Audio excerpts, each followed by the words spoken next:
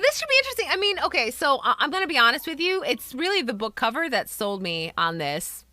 All right, this is some sort of kids fairy tale, like fantasy story, right? It's called The Fairy School of Castle Frank. And there's totally like a dead person over here. And a snake and a bear wrestling. I mean, like, it's just, I had to know more. I don't know. I had to know more. Hey, Elkin, it's time for story time. TV the Weeby. Oh my gosh, that is a great username. I love it. Hi there, Weeby. Welcome to Space Cat Command. I'm your musical host, Spork of Love, and today is the Jungle Book 20 years later, right? Bergnom, hello! I have no idea how relevant to the title of this book this image is, but it's called The Fairy School of Castle Frank. It's from, I don't know how long ago. Oh, wait, there's the kid. Okay, maybe this is the kid that guys. Robin of Castle Frank. I'm guessing this is the castle. Okay, that's Robin. So there's some illustrations. This should be interesting. Apparently, yeah, I don't know why the snake is wrestling. Maybe the snake and the bear are fighting over who gets to eat the boy. I'm not really sure. Oh, yes. Oh, Cheshire. They have to be in public domain. And that's this. Let's see. It should actually say. Let's see what it says. They believe this is a Canadian story. Look at this. Answered according to the Act of Parliament of Canada in the year 1899. The year before the 1900s. Look at that. 1899 is when this book was published. I don't know anything about the 1899. Yeah, you did good, Don. Heck yeah. You're off, but that's so close. I mean, I read British Tales is British tea. All right, let's see. I have read this little story by Grant Balfour, which I can cheerfully recommend to the children of Ontario. It is both interesting and instructive and contains a useful moral lesson. Oh, I cannot wait. Oh, this is going to be interesting, you guys. Has anyone heard of this book before? I mean, maybe it's because I'm not in Canada, so I don't know. Is this like a well-known story? It's called The Fairy School of Castle Frank. Or Grant Balfour. I don't know anything. You have a lot of in Canada. Yay. Yeah, and we're going to read it together. Don't mess with the bear if you're a snake. It will eat you and the human. Yeah. Unless you're poisonous. Well, we'll find out, Don. I don't know anything about this. All right. Let's see. It's got a few... We might have to read a handful of... Are these like little stories? List of illustrations. How many walnuts are 2 and 4 and 6? Oh, goodness. All right, this is going to be interesting. There's going to be a few illustrations as we go. All right, let's get started. Really? Oh, that's cool, Odison. Bear body mass and regular snake. Hard time poisoning it. Oh my gosh. All right, let's see. Here we go. I've found at last the hiding place with the fairy people dwell, and to win the secrets of their race, I hold the long-sought spell, Havergal. 100 years ago, in the great land of Canada, there lived a boy whose name was Robin. His home was in the grand old woods with Waptis wolves and bears. It was near the edge of a deep ravine that opened out on the east by a slow, winding river flowing into one of the great blue lakes. And the name of his home, though built of wood, was Castle Frank. The castle was well furnished, for Robin's father was a great man. The best rooms had comfortable carpets and carved oak furniture, while on the walls were interesting pictures representing people of high rank and the battles on sea and land. In one room, there was a fine arrangement of muskets, pistols, and swords, together with Indian spears and bows and arrows. In another room, there was a library containing books of religion and science, histories and tales of adventure, and storybooks for children. With the weapons and stories, the boy beguiled away many a pleasant hour. Oh, is someone heading out? Oh, see you later if you're leaving, Daughterland. Let's see. But there was something more pleasant than guns and spears and stories. Outside the castle, in little houses built of wood, with doors and windows of netted wire, were a number of pets, as foxes, rabbits, and squirrels. To these Robin was greatly devoted. He fed them regularly with his own hand and kept their dwellings sweet and clean. In a grassy enclosure where their little cotes stood, he let them... What the heck is a cote? C-O-T-E-S? Their little, like, not cots. That's not how you spell cot, is it? Where their little cots stood? I don't know. We stand, Robin. Let's see. Where their little coats stood, he let them have liberty every day, watching over them carefully, that no harm should come from savage beast or bird of prey. He had also other pets, a white pony, big dogs and little ones, and beautiful birds which he loved much and tended faithfully. So that among all of these companions, Robin passed much of his time very happily, even more so than when accompanying friendly Indians shooting game in the wild woods miles away or fishing from a canoe in Lake Ontario.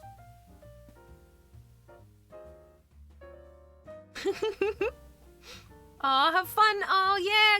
Good luck mining, Valka. Are you talking about the Minecraft thing? A shelter for small mammals, birds, and specifically pigeons. Shelters for pigeons mostly. Huh, we learned something. It's called a coat.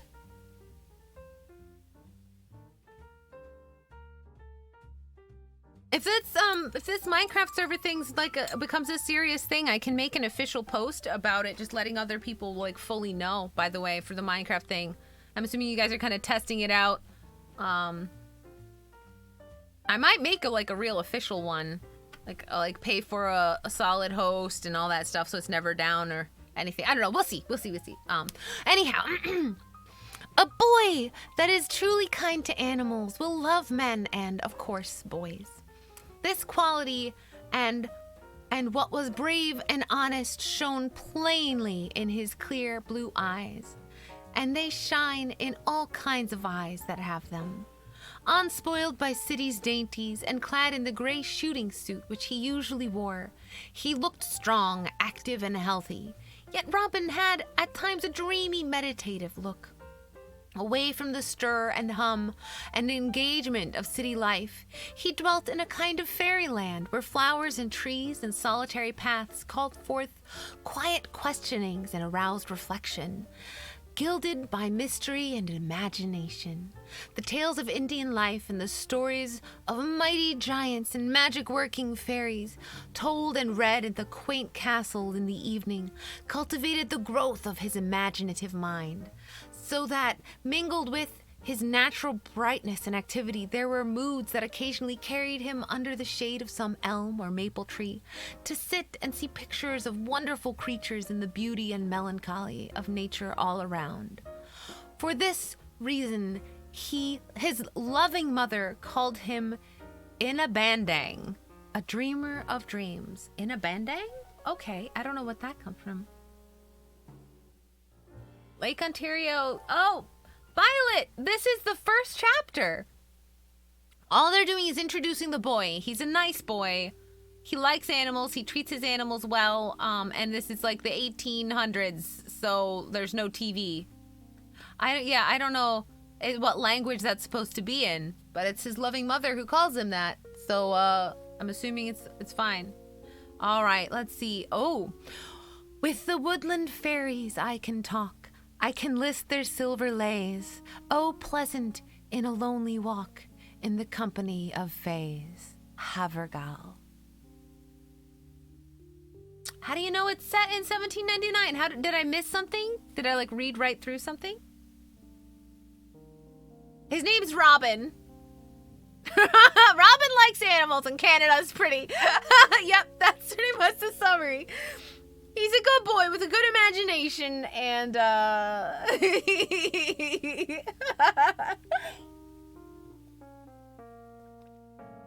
The book is published in 1899. Did it say somewhere that it's set 100 years ago? Oh, okay. Cool. Thank you, Mike. I didn't catch that. I didn't pick up on that somewhere. All right, so yeah, this is ye olde Canada. Oh, fancy. I see, Mike. Interesting that he is a lover of animals and takes care of them, but owns a shooting jacket. Well, no, not really. A lot of people love and own animals, and they also kill them for, food and sport. Unfortunately, not such a big fan of that one, but, people do it. It is a thing. Anyhow, so we're on to chapter 2, Fairyland. The ravine adjoining the castle was a mysterious-looking place. Dark with dense underwood, the haunt of wild beasts and the home of numberless birds, now sending forth awful cries and inspiring songs, then silent as the grave. A tortuous, difficult pathway in the hollow extended along its length, while 1 or 2 animal tracks in the neighborhood crossed it from side to side. A few grassy spaces here and there slightly relieved the gloom, while a small stream of water moved slowly along its base, now forming into pools where little fishes leaped, then gradually unwinding itself and stealing softly on under a wealth of branches and green leaves.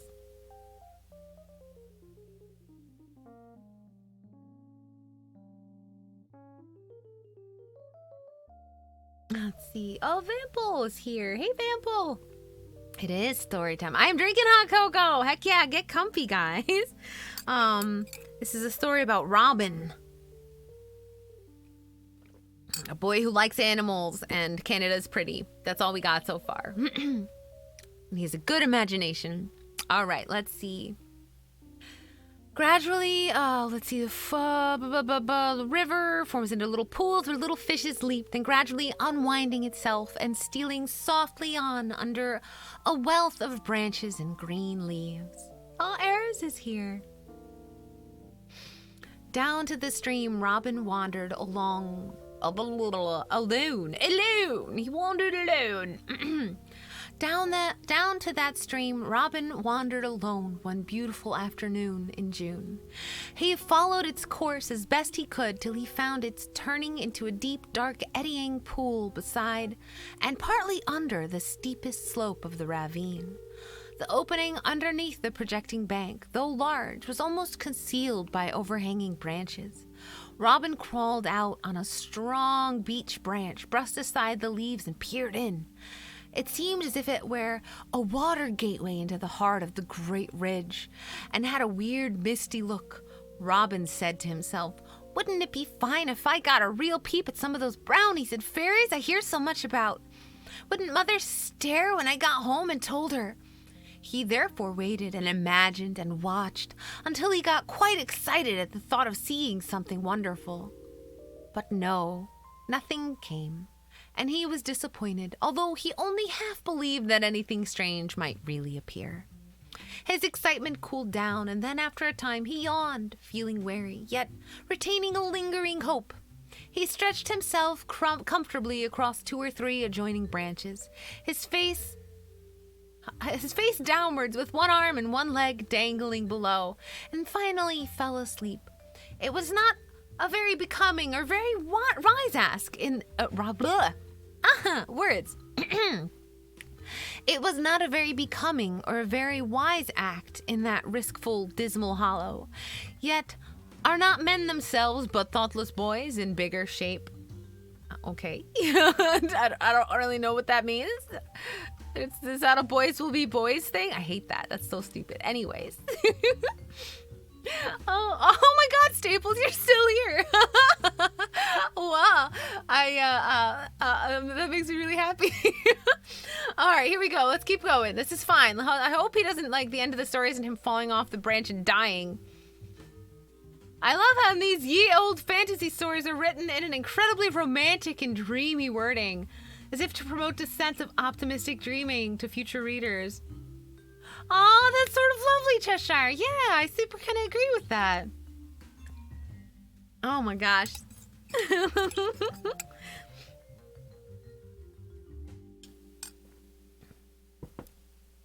Okay. let's see. While thus under the blissful spell of Morpheus. Oh my gosh, this is super dreamy, Cheshire. You're right. This is like heckin', wow. All right. That's a, man, they're really pulling out all the stops as far as making this feel super magical. The blissful spell of Morpheus. What a poetic way to say he's snoring.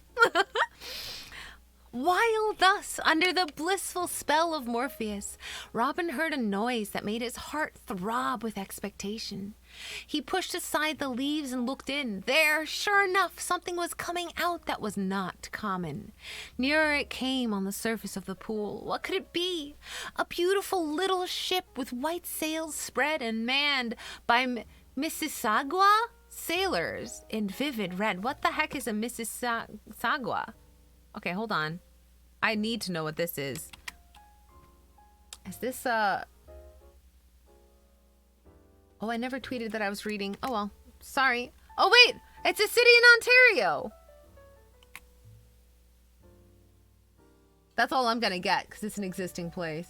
It might be named after something else, but it's a city in Ontario.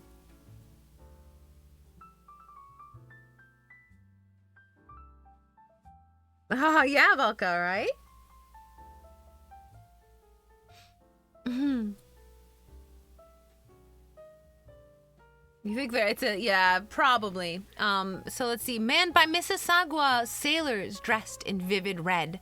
The gallant ship sailed round the pool most gracefully, and Robin's eyes looked down and followed it with intense interest. When this was done 3 times, all sails were taken down.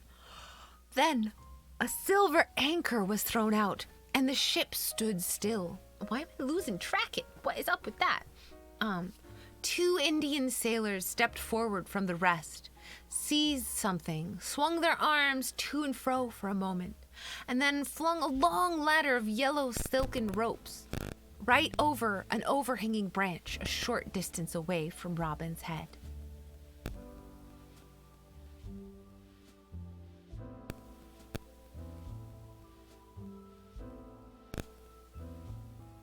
After a brief pause, a beautiful little lady in white, with a golden crown upon her head, ascended the ladder and stood erect among the leaves of the branch.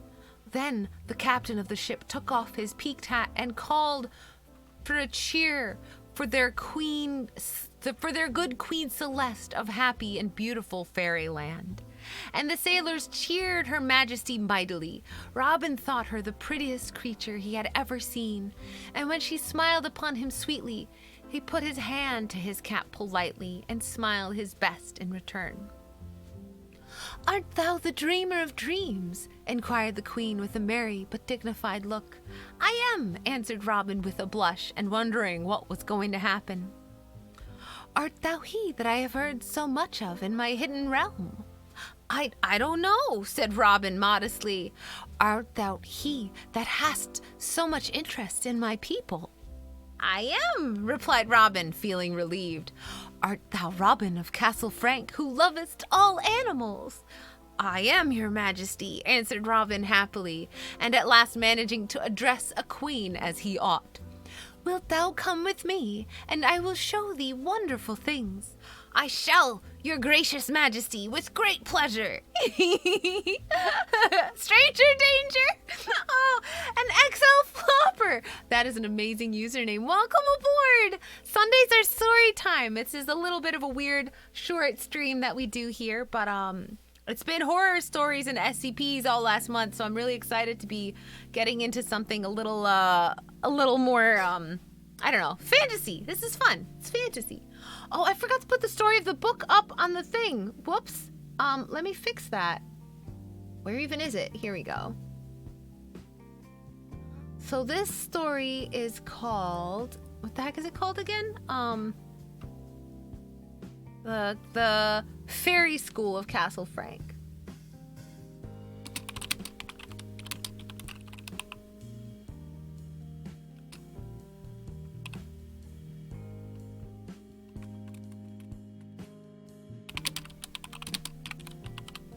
The Fairy School.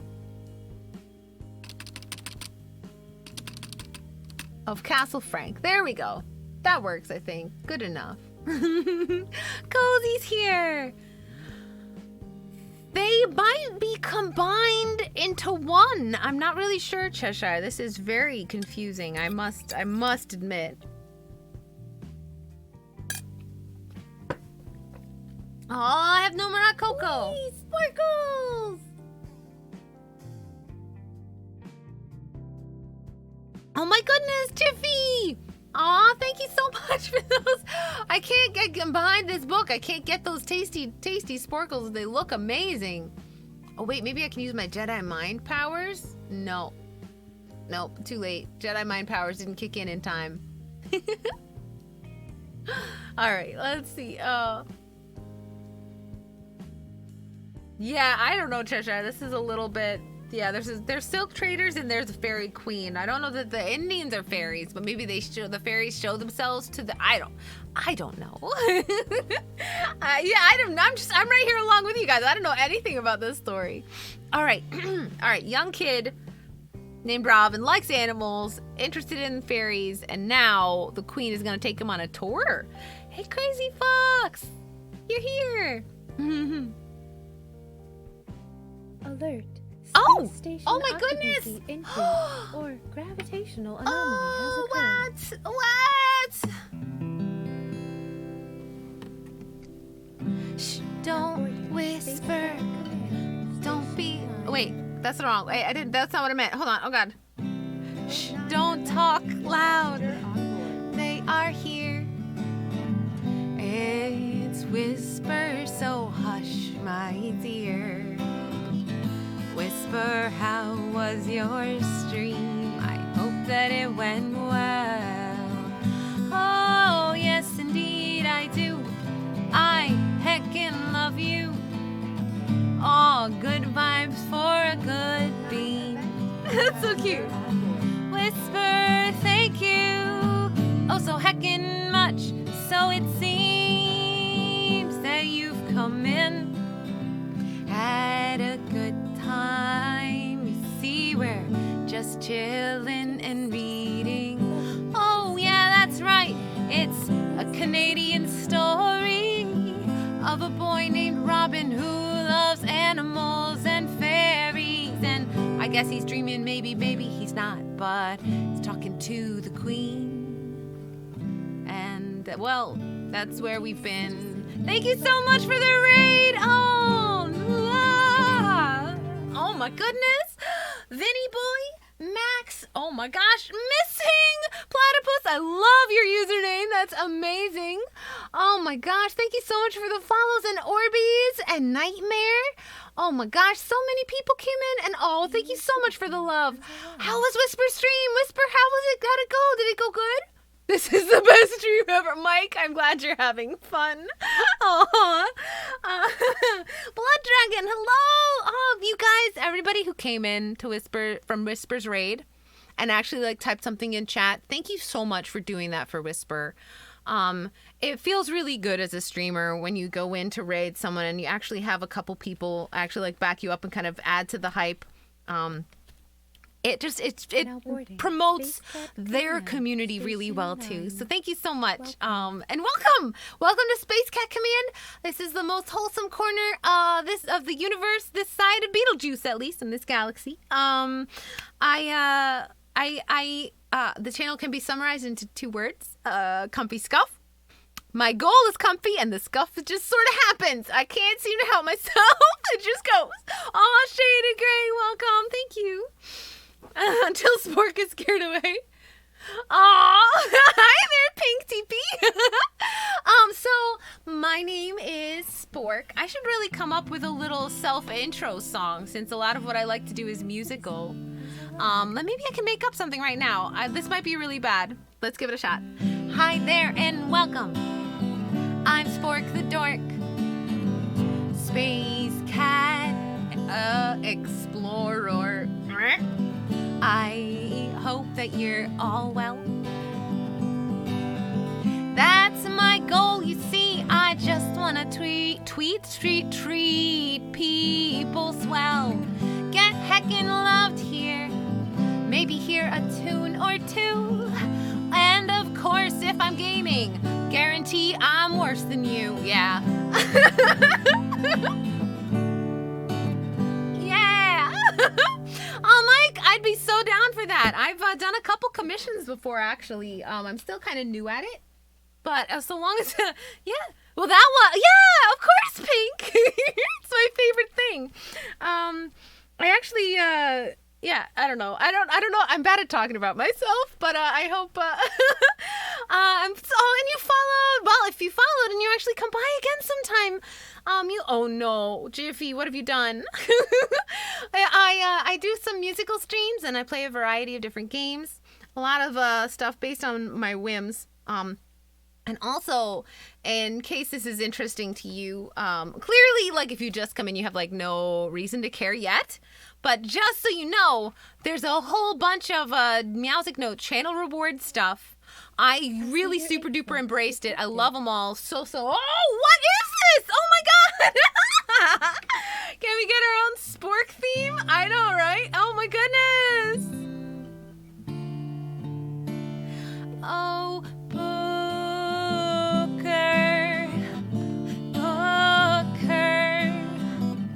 thank you for the raid. That doesn't really work. You got lovely fur. Sure. Booker. Hope your stream went well. I do indeed. Hope that you're doing swell. I do. Oh, please. Thank you so much for bringing your friends. Bringing your friends to Space Cat Command. Oh, how was your stream, Booker? Hope it went well. Happy Sunday and I love your face. Thanks for the raid. Oh my God, Mike! Contribution to stuff and things. Thank you so much for your contribution to stuff and things. Oh, thank you. Oh my gosh, guys, salutes and hearts in chat for that crazy sub bomb. Mike Fluff, you did not have to do that. You're so sweet. Oh my gosh. First you're yelling around about how nice the stream is, you think, and now you did not have to do that. Never, ever, ever feel like you have to give me money. You just sit there and enjoy it. I'm just here having fun. Booker, it went well. I'm so glad to hear that. What were you doing? Oh, it's so lovely to see you, Booker. Oh my gosh. Yeets subs around. I didn't have to, but I did. Well, thank you, Mike. Just don't make me worry about your financial situation, okay? I have to yell at people sometimes because I really the last thing I want is for you to be financially in a spot where you're in trouble and I had something to do with it. You know what I mean? I don't want to be involved. I'm so glad many people are supporting. I just arrived and I love it already. Oh, well, good, Pink. Don't you keep your money. I did a budgeting stream because I was so upset at people for being irrational with their money. So yeah, you be smart, Pink Tippy, and you save your money for months and months and months. You shouldn't be spending money on people who are streamers or on extra, like even Netflix, geez.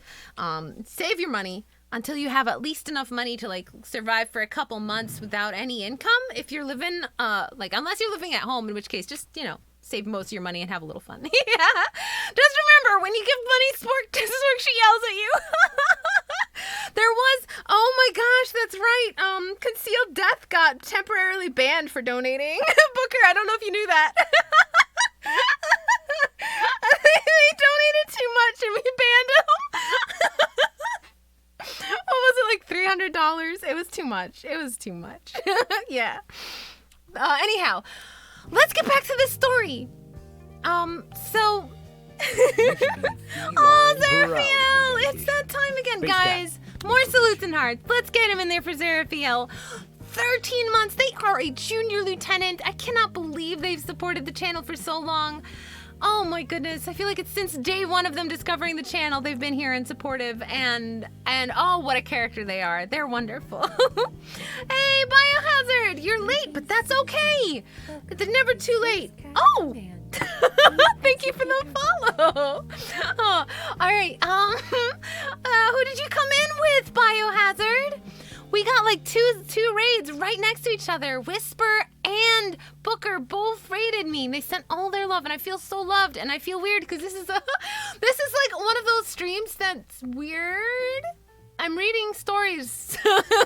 We're reading a really old story. So what kind of story are we reading? Hold on, I'm just gonna highlight this so I can find it again. I want to show you guys the cover for those of you who just came in. This is why we're reading this story. It's called The Fairy School of Castle Frank. But look at this cover. It's a kid's fairy tale. There's a unconscious or dead person right here. And there's a snake and a bear like hugging over here. Rupert gave number in burgers. Yes. Yes. Oh my gosh, Rupert, you stole Zaref's money and you donated it. Oh, thank you so much, though. Kids' fairy tales are something you should read children if you hate them. Oh my gosh, Pink TP. It is so this, I had to know more after seeing this image. This is, I know, right, Pink TP? And it's called The Fairy School of Castle Frank. So anyhow, yeah, that's what this is what we're doing. So far what we have established, this boy named Robin lives at Castle Frank, quote unquote, even though it's made of wood. It's in Canada, in Ontario. And he's super into animals. He's got a bunch of pets that he takes good care of, foxes and rabbits and all that kind of stuff. He goes hunting. He loves fairy tales, and he found this cute little place out by the river, far away from home, and he took a nap in a tree. And this is probably a dream? ?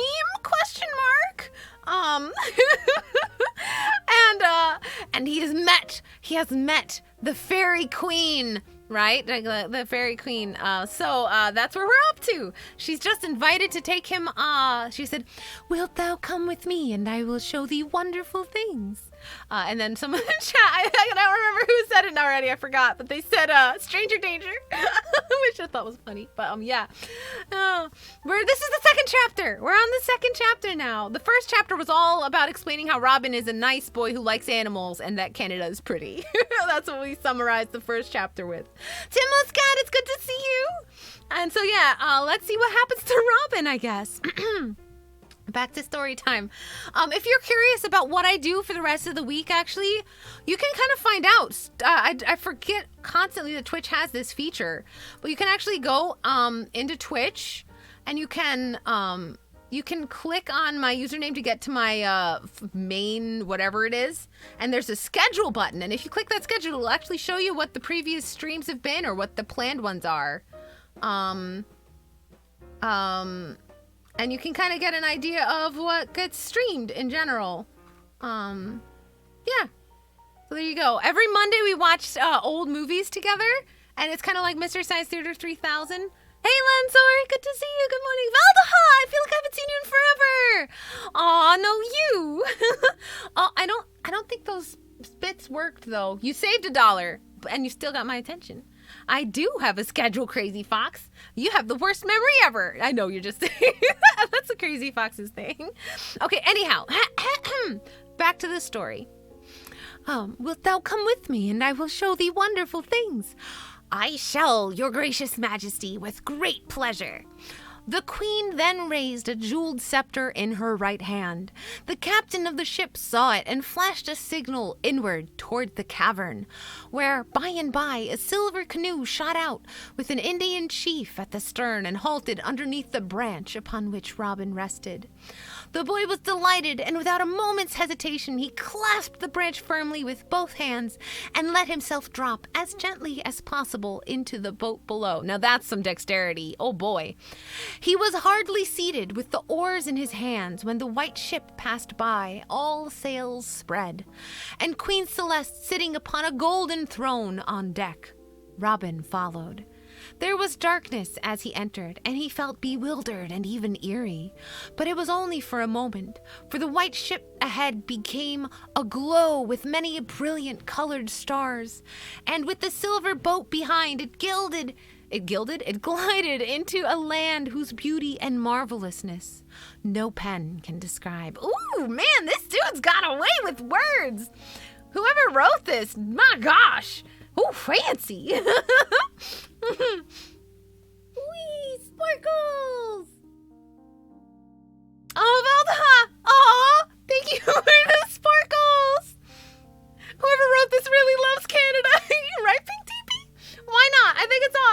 right. Oh, Orbeez. I love that BTTV emo. Isn't that great? If I had like 1,000 hours more free time, I'd make a bunch of little animated emotes because they're so much fun to have. BTTV kicks butt. The fact that it's possible to have that happen on Twitch chat and Twitch chat doesn't embrace it, so disappointed. Anyhow, distraction. All right, okay. The sky was an entrancing azure, lit up by 12 mellow suns, making perpetual day. The fields were like rich velvet carpets of green, and the rivers winding in fantastic shapes, widening into blue lakes and forming dashing cascades, were pure as crystal. There were also plains of gold dust, fine as flour, where butterflies enriched their tender wings. Great forests where birds of gay plumage built peculiar nests and sang in choirs most glorious songs. High hills with rocks of red ruby and blue lazuli, in which gilded reptiles basked and whistled. Whistled? Do reptiles whistle? Ooh, you guys want... Thanks for contributing to my eternal suffering, because I don't know that I can ever beat getting over it. Oh, are they, Violet? Oh, no.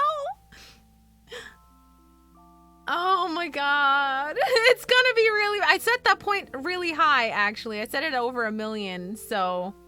Yeah, good luck making me play getting over it, you guys.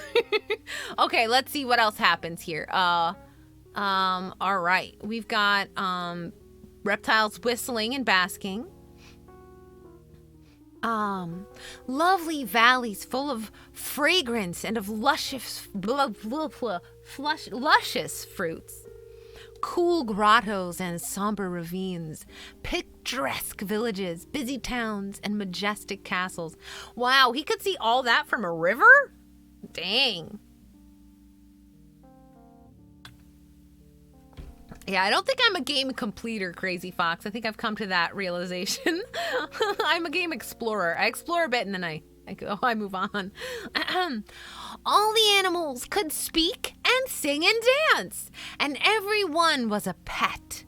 Nay, more, they were useful. Squirrels ran messages and calculated like schoolboys. Foxes drew out plans as architects. Wait, how could he see this from a single glance on a canoe? This is definitely a crazy dream. Oh, you don't have any hills here where you are, Pink TP? I live on a hill. He could just have huge eyes. Maybe he's secretly a snail. Hey, Waffle, I didn't see you come in, by the way. Hello. It's just magic. Yeah. And everyone was a pet. Oh, no, Mike, no. Oh, my goodness. Dragon. Oh, my goodness. The love today is serious. You guys are so sweet. Oh. Who's that? It's Dragon Chan, the sweetest dragon in the land. Who's that? It's Dragon Chan. Oh, thank you so much for stopping by. Oh, Dragon, thank you for the raid. I hope your stream went well today. Thank you so much. I hope you're well. Today we're reading a weird fairy tale. Welcome, Dragon, and your raider friends. And all your masters? Are they all masters? Your customers? Because the dragon, I forget the exact lore. Welcome back, Shadow.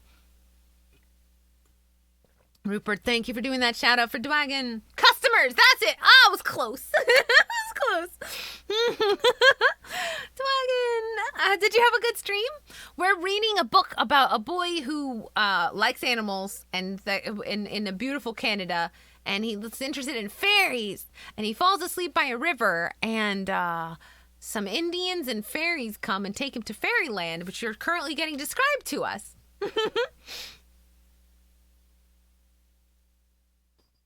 Oh no, Cheshire, that's too real for me. Oh gosh. Oh no. It is a cafe. Yes.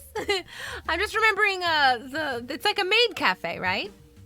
It could be a snail with huge eyes. I'm pretty sure Robin's supposed to be a boy. But anyhow, so far he's describing a beautiful azure sky with 12 mellow suns making for a perpetual day. Beautiful animals, beautiful rivers, blah, blah, blah. And then it says all the animals could speak and sing and dance, and everyone was a pet. What an interesting way to describe them. And then it says, nay more, they were useful. They weren't just pets, they were useful. Man with snail eyes. Oh my goodness, TP. Snail boy. Sounds a bit like a channel, a character we have here in the channel who's Slimy McSlimerson. He comes by every once in a while. Hold on, a kiss on the cheek.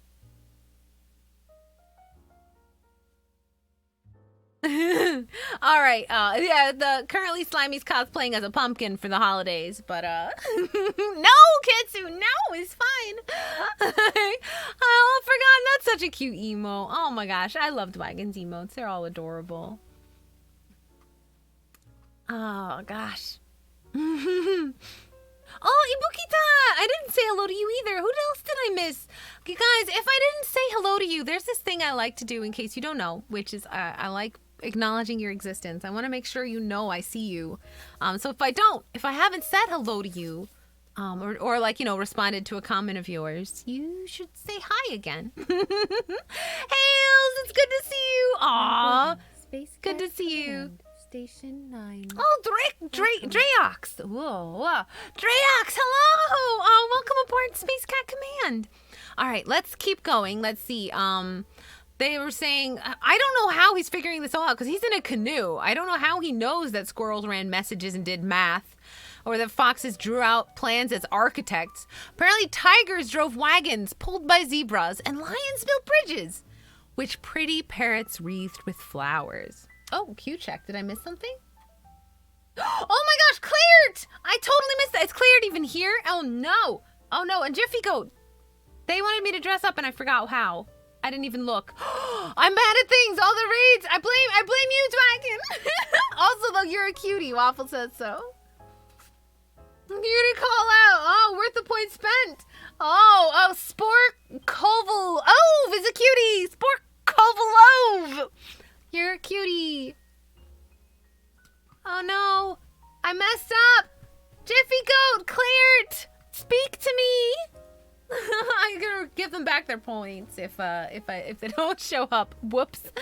So he's yeah, I'm pretty sure this is super duper dream, but I love it anyhow. Okay, so children played and laughed everywhere, dressed in the quaintest and prettiest styles. None ever quarreled except in fun, as kittens do. Aww.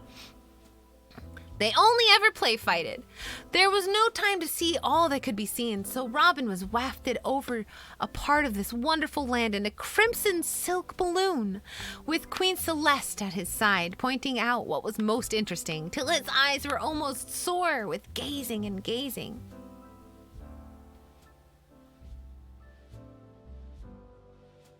A plunger, what's a guati? Plunger guati? I'm gonna get a plunger on my head. That's fine, I'm down with that. Let me, in anticipation, let me just scoot myself down a little further. Where's this plunger going? Oh dear.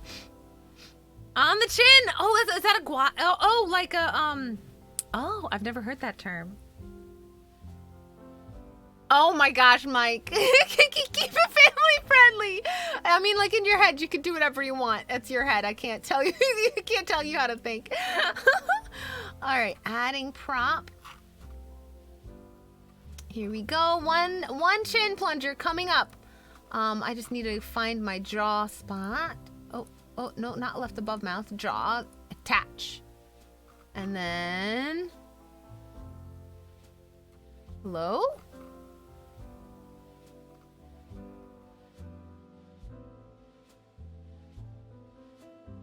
Aha! Okay, there we go. I see it now. It's over there. All right, that's far away, but we'll work it out. We'll get this.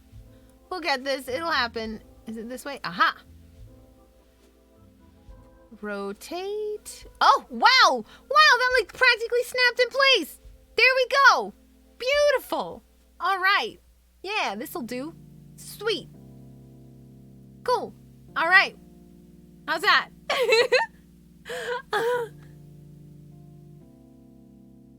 Oh, goatee. Oh. Sorry. All right. If you know what the word means, you're not better than me. Oh, I mean, yeah, that's fair. That's fair. Oh, yes. Pink TP, sometimes I get dressed up. I don't think this is book a 24-hour stream. No. I'm going to be reading till 6 o'clock. Hopefully the book will be almost done by then, if not done. I mean, we're here. We're like a quarter way through, maybe? There was like 7 or 8 chapters and we're on the 2nd or 3rd. Okay, so let's keep going. Oh, Mega's here. Hello. Prank Star. How's it going? And welcome back, Vample. We're reading stories still. I just also had to put on a little chin decor, as it were. This is fine. Everything's fine. All right, okay. Missing member of System of a Down, Spork the Plunger. What? Okay. Children have left and played. There's no time to see it all, so they were in a crimson silk balloon with Queen Celeste at his side, pointing it out. Oh, Nobi! Welcome! Aw, thanks for the follow. You're so sweet. It makes me really happy that you've taken a peek at the channel here and picked to follow to maybe see a stream again sometime. It means a lot. So thank you. All right. They looked till his eyes were almost sore with gazing and gazing. Then they descended into a field of gorgeous flowers among a number of animal pets that were leaping, racing, and resting and talking. Robin was charmed and amazed. Oh, he said, if I could only get mine to speak like that, I should be happy. And what is it I would not teach them to do?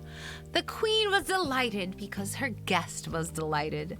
Then Robin turned to her and said with a smile full of entreaty, will your majesty not aid me? Please help me, at least with my pretty black squirrels I love so much. It shall be done, said the queen with a gracious smile, and she raised her scepter and touched his forehead. Touched his forest? Yeah, everybody's got a forest. Right up there on your noggin, you know. A good old top of the face forest. Like I said, comfy scuff. I aim for comfy, this scuff just comes along.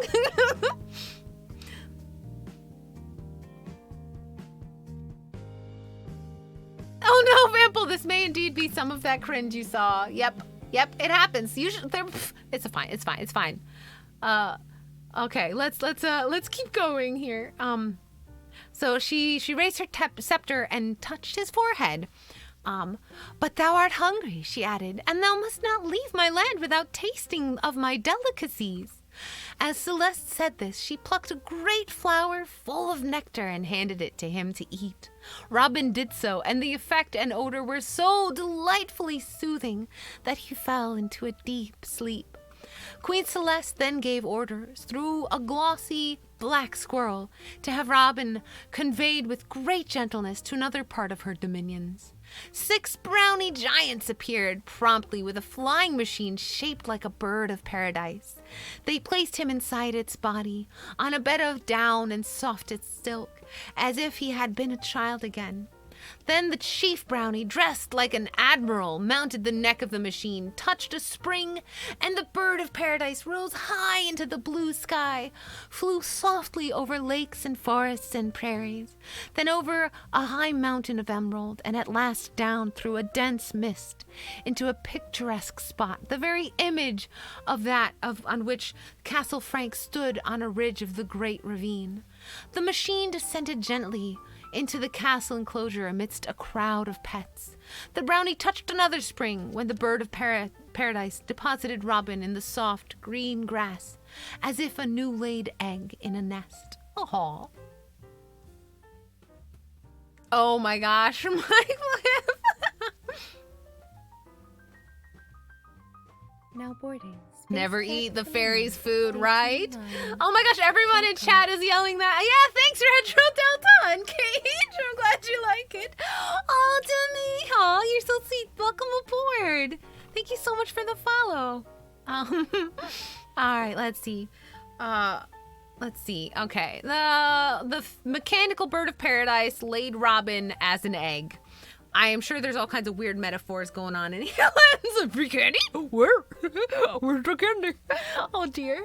All right, we're almost up to chapter 3. Okay.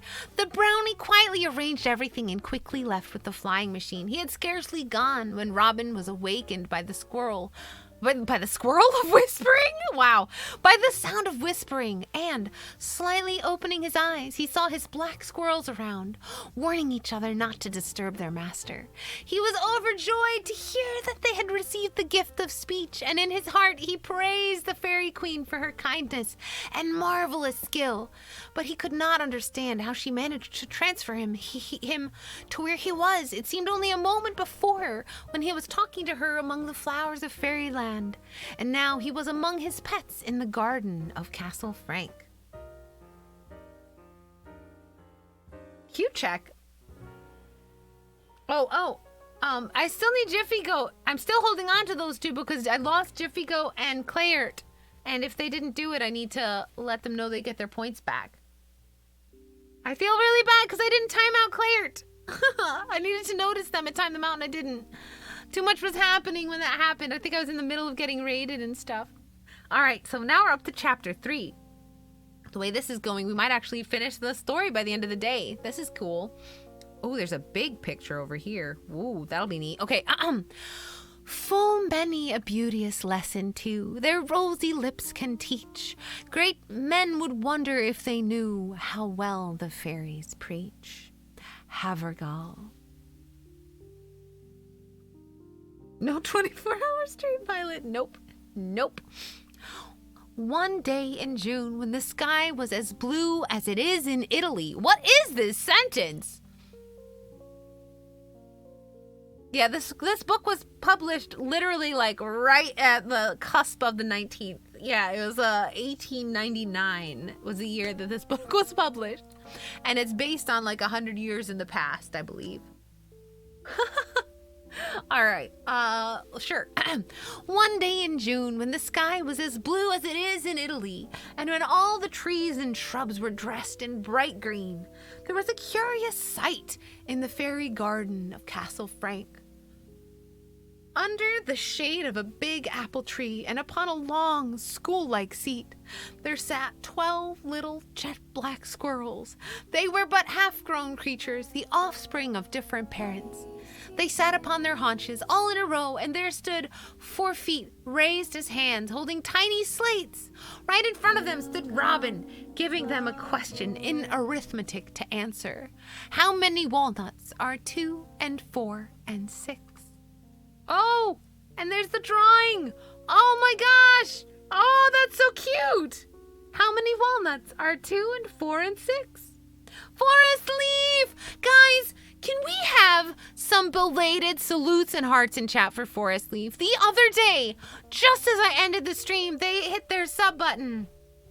And I felt so bad because we literally, like, it was literally the same moment that I hit the raid button. So belated salutes and hearts in chat. Forest Leaf, thank you so much for all the support. Oh my goodness, you're so sweet. It's their 4th month of being a sub, so they are solidly in Star Cadet territory. You are so welcome here, and it is so wonderful that you keep coming by and being supportive, even though you really don't have to. It means so much to me. All right. Nix, welcome. We're doing story time today. Tomorrow we're watching some movies, and then the rest of the week, I don't really know. Well, I am happy that you are here, Forest Leaf. Thanks for existing and choosing to spend some of that existence here.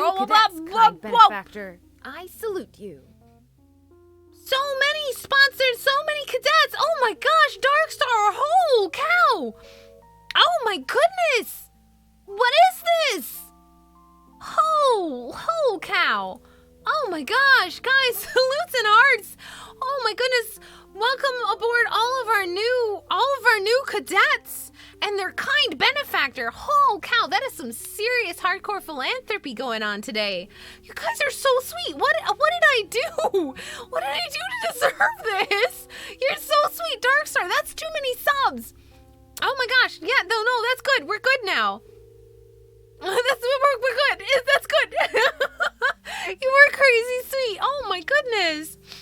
I felt like making many days today. Aw, Darkstar, you were too sweet. Thank you so much. Oh, guys, this week they have gifted how many subs? It's too many is how many subs that is. Like over 50 in total. That is, oh my gosh. Just make sure you have money, okay? Please be financially responsible. And thank you so much for choosing to be financially irresponsible here. Spork, what did I do? Oh, so you exist. Aw, Cheshire. All right, okay. All right, let's see. How many walnuts are 2 and 4 and 6? All right, so this is where we're at. All right, so he asked that question. And then, not half enough for them anyway, said a tame gray parrot sitting on a branch above the class. The little squirrels shook their tail and tittered and said, tut, tut, tut.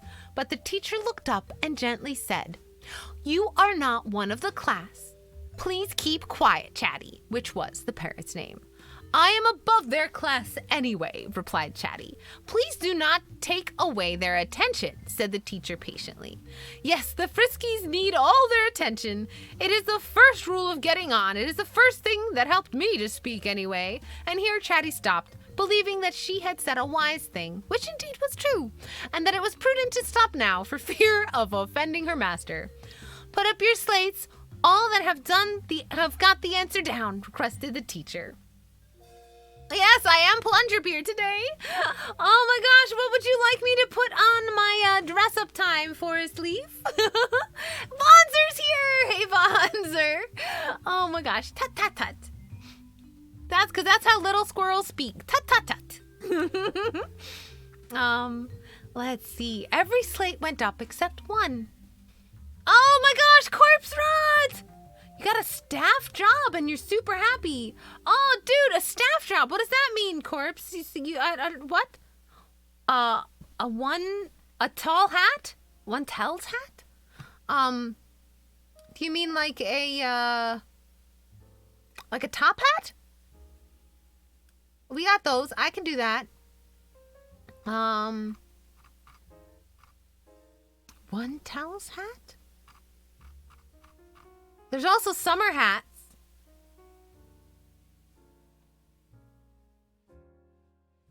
Oh, that's cool. Oh, that's nice. Awesome, Corpse Rot. An admin. Is that paid or is it just like something you really enjoy doing? Every hat unfortunately, if I put on too many hats, the game crashes, which is very sad. The program thingy, the little face trig thing. We've got... Oh, maybe this one? I got this kind of hat. Oh, that one has a little see-through window in it. Uh-oh. A summer hat? Oh, okay, yes, summer hat. I like the summer hats. They're cute. I like this one especially. It's adorable. I've never put it on with the flowers before. Let's see how this works.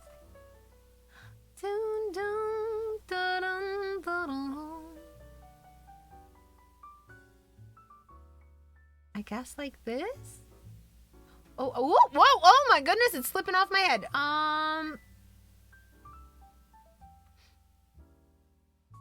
Like this? You like that? Is this good, Forrest? It should be lower on my head, actually. Hold on. It looks wrong.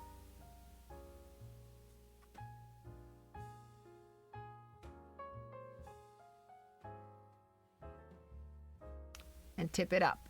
There we go. There it is. This is it. Oh, Linux. Aw, thanks. It's a face rig that's been modified quite a bit actually. Oh. And it's up to Forest Leaf Corps because they're the one that redeemed a thing. They like the forest hat too, so that worked out. Paid if I get promoted, but not at this rank. Gotcha. But you're a nerd, so you don't mind. Nice. Okay. Oh, no, Cheshire. Oh, yeah. If you've been watching the stream for a while, a refresh is usually a good thing to do. This is great. Cat wearing a cute outfit, and we don't have to terrorize our pets to see it happen. That's right. Dragons. Oh, purr. Purr. Oh. Are you looking for your purr command? Oh. Hold on. I can help you with that. Let me double check. Make sure, before you do anything, let me make sure I actually got it in right. Because it's a command that we have in the bot, and it should be !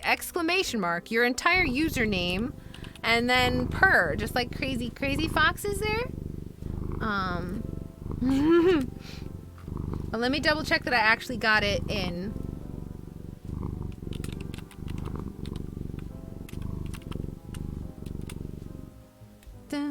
Oh, it's such a sweet purr. That is my cat Sagan. He purrs so loud.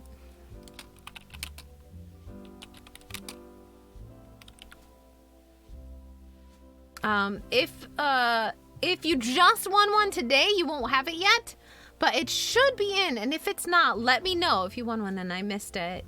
Pineapple cat. Oh my gosh, that is so adorable. Lorks, I love that. That's heckin' cute. Pineapples are good. Pineapples are actually super cool. They're one of the few foods that tries to eat you back. All right, okay, let's get back to it. So this kid is trying to teach his squirrels math that the fairy gave the ability to speak. Okay. All right, and it has a speaking parrot as well. Oh. And yes, someone did redeem a spin. Bonzer did a spin. Let's do that before we get back into story time, actually. That makes sense. All right. So if you're new to the channel, because I know I've gotten a handful of raids, I do this thing because I earnestly believe that streaming is a charity thing. I am not doing it on a paycheck sort of thing, and it is not it's not on you to give me money in order to get things. So I try to do as much as I can based on you just spending time here with me, because I appreciate it so much. So these channel point rewards are, well, they're my way of saying thank you for being so dedicated. You're not new, Lorks! Or wait, World Lorks. Hold on. Is this a different Lorks? Is this a new Lorks? Now I'm confused. All right, we're spinning the wheel. Bonzer, thank you so much for spending the amount of time it takes to save up this kind of points. Oh, dang. You won a dress up. That is a long title. I should really fix that. That's really too long. But it does say dress up. That is a... Same Lorks. Yeah, that's what I thought. Oh, Linux. Yeah, Linux says, see, you're confusing people. Lurks. There are a handful of new people in the channel, though, which is really wonderful. All right. So, Bonzer, you've won a dress-up command, which... Oh...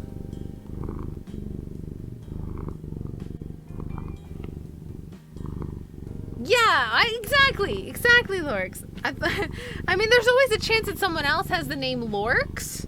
I could never remember what goes in front of your name. I'm bad at things, but so I was like, wait, is there a second Lorks?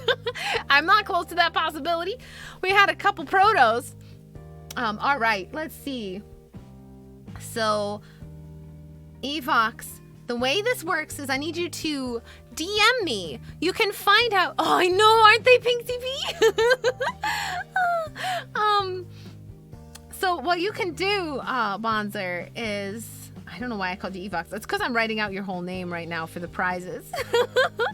For the dress up, what you do is you go into the Discord if you're there, and you can find the list of different hats and things you can dress me up with, right inside of the Wheels and Winners channel. Or you can do the same, you can get access to it also by clicking on the dress up time reward and just going to the Imgur link that it shows there, because there is, these are all the things you can put on my head. Yes, there's a Discord. Thanks. We all love cat purrs. I know. I have an idea of a thing I want to do, which is a prize that lets you add your cat's purr into the purr pool, quote unquote, of purr sounds that get triggered.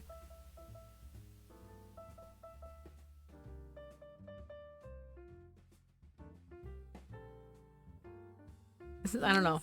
Or something. I need something with more purrs. All the purrs. Oh, Mel. Welcome. Okay, let's go back to story time and let's finish trying to figure this out. Oh my gosh. Being TP, you're so cute. Aw. I don't have a cat, but I love kitties. Aw. I have 3. Actually, I have 1.5 and my husband has 1.5. We have Fritz, who likes to bite my fingers when he's happy. We have our super chunky boy, Sagan. And we have our very, very pretty and elegant Hobbs. I put emotes of all of them into the thing just for me personally, because I want to show people what my kitty cats look like. They're all complete nuts and they're so sweet. And I'm very glad they exist. DM. Yeah, you can also DM me on Twitch or Twitter, whatever is the most convenient for you. So Hobbs is named after Calvin and Hobbes, if you know the comics, who's technically named after a philosopher, and Fritz and Sagan are named after people who professionally looked at stars. Charles Sagan, Carl Sagan. Did I say Charles? Oh my gosh. Fritz Zwicky and Carl Sagan. Blissy Sama. My brain is broken. Oh dear. Here we go. Oh my gosh, I don't even know. Blissy, you're so sweet. Oh, what's this I see? It's Blissy rating me. Oh, gee. Thank you so much for the love. I love you too, Blissy. What do I do, Blissy? You're just so heckin' sweet. Tell me, Blissy, how was your first stream of the week? Thanks for rating me. Blissy, you're so sweet. What did you play? What were you up to on stream? Oh, good. Oh, I'm glad it was good. And there's a shout out, so if you guys are interested in seeing what Blissy does, you can totally do that. Let me see. I'm gonna find out what they were doing, even if they don't tell me. Haha. Are you serious? The video was playing even though the stupid ads were playing, even though the video was muted. That upset me a lot just now. Ooh, origin stories of something. Oh, did it have kissing? Oh my gosh. Oh, Biohazard, you're so sweet. Thanks. Oh no, not safe for work game. Oh no. No kissing. Guys, we must quick. We must defend the wholesomeness of Space Cat Command. No kissing. All right. Okay, let's get back into this. So, Blissy, we're reading a child's storybook today. It's a little fairy tale. I had to read it. Let me show you why.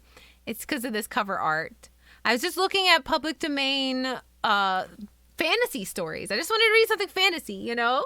And a lot of older fantasy tales were definitely written for children because they thought that was, kid stuff. This is called The Fairy School of Castle Frank.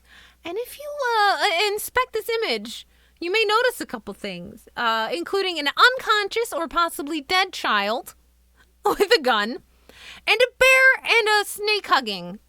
I just had to know more. I mean, that's just it. That explains all of why I'm reading this story to you guys. I just had to know more. Okay, did you just see what the community challenges for with the music notes? Yeah, if you spend time here in chat, you will earn the, I fully embrace the channel point system. I call them music notes here. And, oh boy, do I love them so very much. They are so much fun to have around. And, I'm going to be playing until I beat it. I'm going to be playing Getting Over It. If you guys get that amount of channel points. I love Redwall, Prince Darkstar. Honestly, if it was in the public domain, that would have been my go-to. I would have read the whole honkin' series here with you guys. It's an old fairy tale, and so far, it's the queen has drugged a child. So I don't know. It's not exactly family friendly. Okay, so let's see what was happening. So, the little Robin, the boy, who I think is the one that is pictured dead on the cover, by the way. Yeah, Unstable Alpaca, you guys are gonna have to work for it. I'm not gonna do that for free. Yeah, this is a whole series, and it's awesome. I approve of that series very much, Darkstar. I read that as a kid. So the fairy queen gave all of his black squirrels the ability to speak and like have brains. And so now he is teaching them how many walnuts are 2 and 4 and 6. So he's teaching them some math. So here we go. Every slate went up except one. Let's see. Okay, so he asked them to do that math question. And they said finally, after talking to his parrot, who was very haughty and kind of a bit of a jerk, if I'm going to be honest. Hey, Egg Lemon Thing! It's been forever. Welcome to story time. We got a kid teaching his speaking speaking black squirrels to do math. So let's do this. Yeah, I was really sad when I heard that the author for Redwall passed away. I would have loved to have them write a couple more books. And to have a longer life. Okay, here we go. Let's see. Put up your slates. All that have got it down. Have got the answer down, requested the teacher. Every slate went up except one. Examining them, Robin saw that 4 had the correct answer, 7 were wrong, and 1 was unfinished. The teacher commended the successful pupils, helped those that were mistaken, and worked out the sum for the pupil that had stuck. Wow, he's a better teacher than... There's an unfinished version of Penichery around? Oh, really? Aragon. Oh, I never read that. Poncherry. Oh, man. Yeah. The answer is 2. Maybe. I don't remember what the last question was. Brian Jacques. Yeah. I loved his stuff. All right. Let's see. All right. So this took a long time, for Robin wished everyone to understand before going further. He then made a sign to Chatty to give the signal for dismissal of the class. Chatty did so, giving a loud, shrill whistle, ending in a long, cat-like yell that filled the woods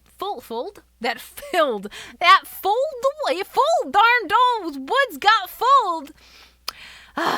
Cat-like yell that filled the woods and made the Friskies and Robin laugh outright, which greatly pleased the parrot, for she loved to talk and make noise and be well thought of. The signal over, the squirrels marched away to their several homes, laid aside their slates, and went out to play. You do not believe much in cram, said Chatty as the pupils marched away. Mother said that cramming makes the figures blurred and weak. Education makes them bright and strong.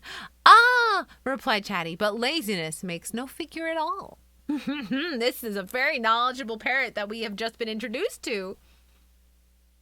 Singflower, it's good to see you. Get a little water in chat for Singflower. Let's make sure we water them. Let's see. I suspect, Robin smiled and asked her to come home with him for tea. Chatty was his constant companion, and she flew down upon his shoulder and rubbed her head affectionately against his soft, ruddy cheek. I suspect you have a cheat in the class, said the parrot. I hope not, said Robin trustfully, as he walked into the castle to partake of tea with his mother, who was alone, his father being far away on government business. Aha. Oh my gosh, you guys are so good. Oh, it's not a microphone. It's my goatee, the plunger. Yes, yes. Who talks into a plunger? That's just weird, Gribnik.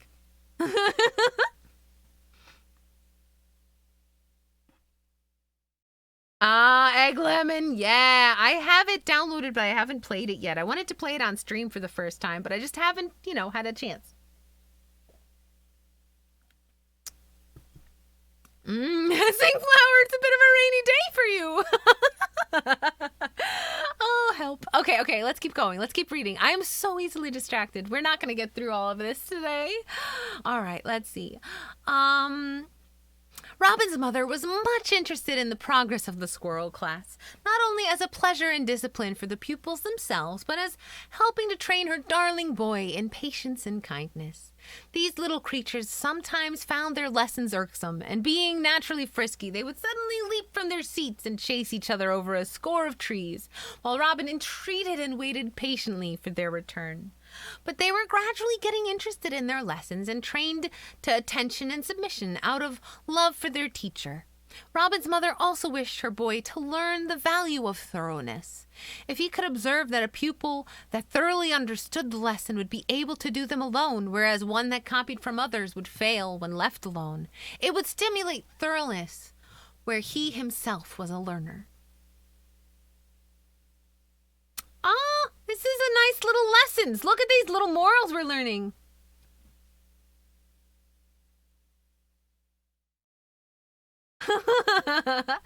Oh my gosh. Guys, your high fives are a little confused there, Gribnik, but Cage tried real hard. Breath of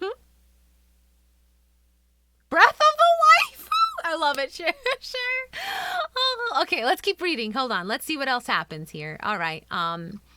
When Robin entered the room, his mother was already seated and waiting him. Good evening, mother dear, he said as he went forward and kissed her. He loved his mother much, and well he might.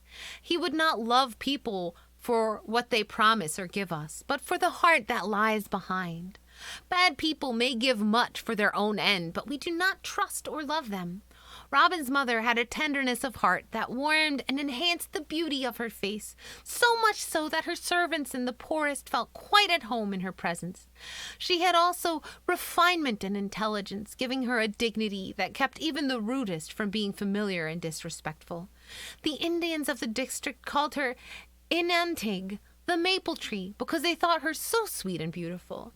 During tea, there was much conversation about Robin's father, and when it was over, his mother said, I have a gift for your best pupil, and something for all of them when vacation comes. What are the gifts, mother? Robin asked eagerly. A big white toy horse for the first, a doll for the second, a looking glass for the third, a tall hat for the fourth, then a trumpet, a small sword, a little ship, and so on, getting less and less in value according to the pupil's merit. Robin was delighted. I think, Bob, I think some of it has to do with the air of the game, like the visual style, too. That's so mean. Well, Pink TP, it's interesting. I'm of two minds when it comes to like giving people all an equal reward and also giving the people who are quote unquote better rewards. I personally think if you can gauge it based on how much effort someone put in, that's a great way to do it. But then you have to go, oh shoot, but what about the people who are naturally talented and they don't need to put in as much effort?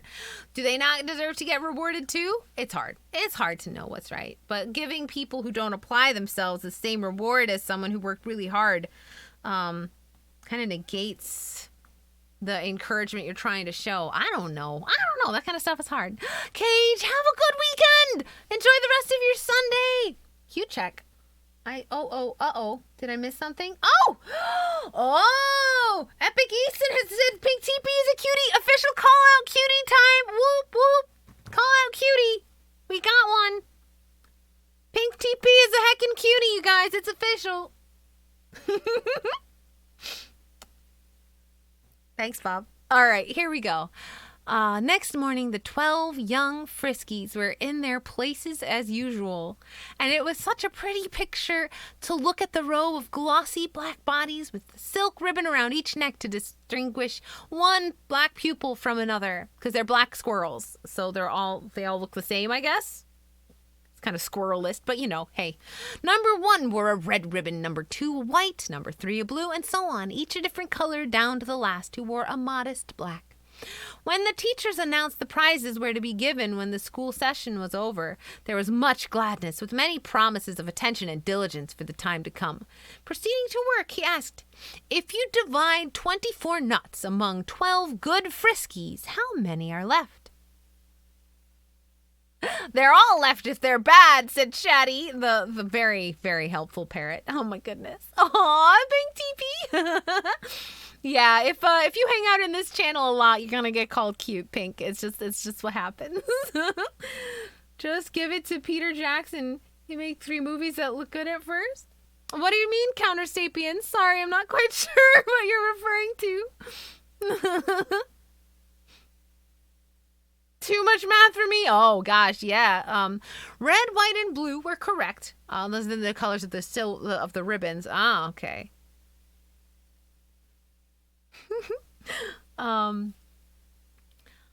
Each having a big round 0 on their slates.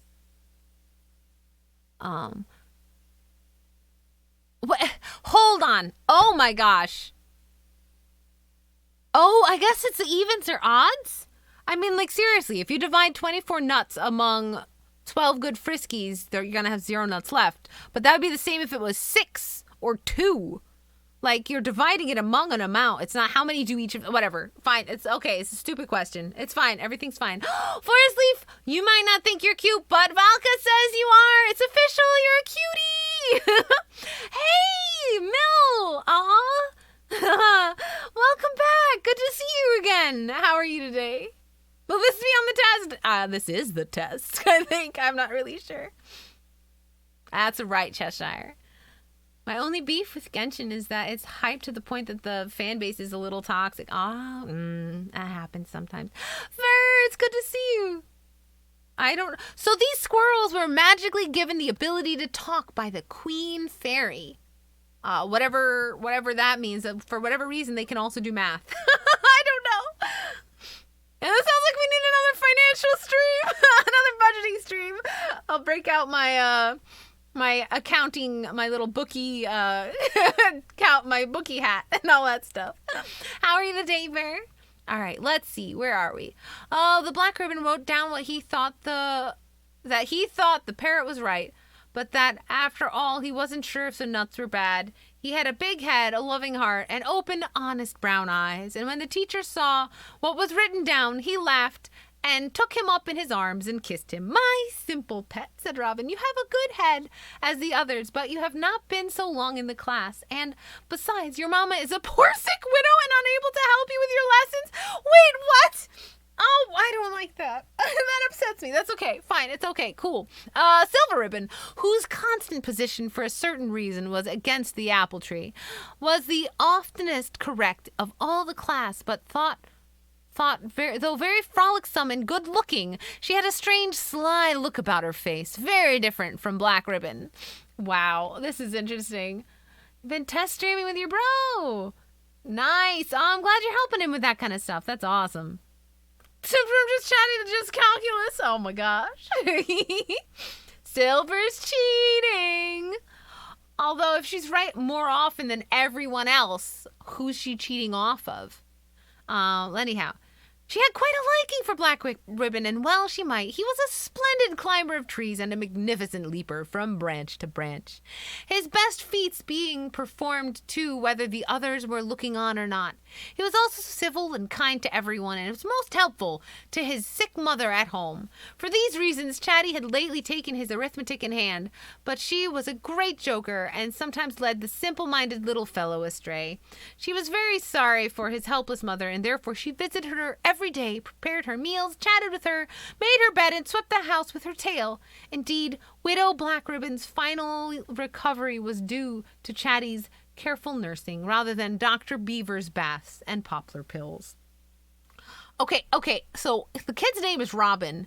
He's got a bunch of talking animals, and he lives in the woods. What does this remind you guys of? Anything?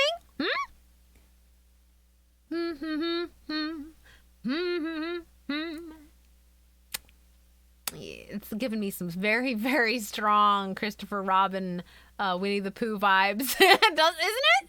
Finding Nemo Bonzer. Guys. Oh, Dr. Doolittle. Silver's looking at the others.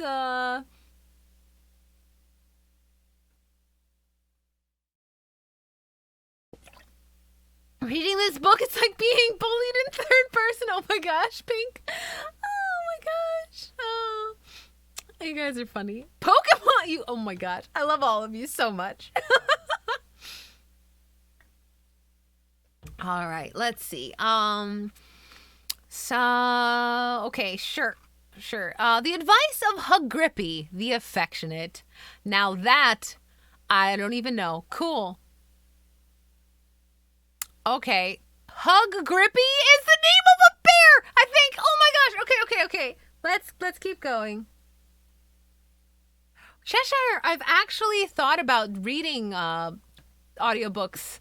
The catch is like actually getting paid and officially doing it is a lot more work than I think I want to put into much of anything. Although, I don't know. Is it good? Is this chill? Do you guys like this? Hug Grippy, yeah. All right. The class was just finishing when Hug Grippy, the chief of the Chippewa Bears, appeared upon the scene. He had come on a friendly visit and to get a breakfast of ripe raspberries and honey that Robin had promised him for saving the white pony, Plumpy, from the horns of a huge elk. He had indulged in a recent meal, evidently, for his ribs bulged out so much and so comically that Chatty shrieked with laughter and cried out, "There's more nourishment in fasting sometimes than in eating overmuch." I don't understand Chatty, but that's all right. Oh my gosh, unstable. Aw, Pink Tippy, you're so sweet. Aw. Spork of Lecter? Wait, what? What? Huh? Oh, well, Pink Tippy, I'm really glad you're enjoying it. Make sure you thank whoever got you to discover the channel later if it makes you if you're really happy about it, cause it's really, I don't know. I don't understand. I don't usually listen to audiobooks, but I can listen to you all, Forrest. That's really sweet. I have an idea. I might tell you guys about it later once I'm good and ready to do it for sure. But anyhow, let's see what happens with Hug Grippy. What a name! Hug Grippy himself laughed, although he had been thin-skinned. He would not, but he was good-natured. And looking up, he merely remarked that Miss Chatty appeared to him to be uttering a contradiction in some way or other. For his entertainment, the teacher gave the class another question in division, and Hug Grippy wondered at their cleverness. "As for me," said he, "I am..." Wait, it's the bear? "As for me," said he, "I am bad at any kind of counting, but I can't do division at all. I suppose it's because I..." "Like everything to myself," said Chatty, finishing his sentence and laughing at her joke. "Because I like everything to myself?" Division. Oh, like sharing. He doesn't like to share. Oh, I see.